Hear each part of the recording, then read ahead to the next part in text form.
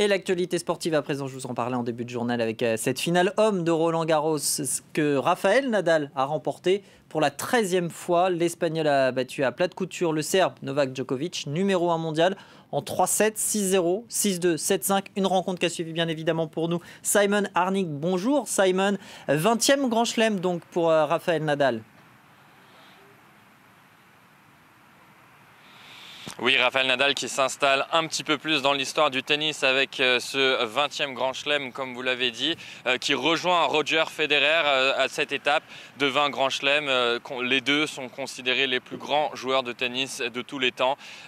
Une finale qui, il faut le dire, n'a pas tenu ses promesses. Une victoire écrasante pour l'Espagnol contre le Serbe Novak Djokovic, 6-0, 6-2, 7-5 en un petit peu plus de 2h40. Djokovic qui a été loin de son meilleur niveau, peut-être fatigué par sa demi-finale très longue en 5-7 contre Stefanos Tsitsipas, mais Rafael Nadal qui souvent est injouable sur terre battue, le roi de la terre battue, on le surnomme ici aux internationaux de France, a encore une fois montré pourquoi c'est le meilleur sur cette surface de jeu, impitoyable avec son coup droit et physiquement beaucoup plus frais que son adversaire. Rafael Nadal qui gagne son 100e match de simple ici à Roland-Garros. Personne n'avait accompli ce challenge auparavant.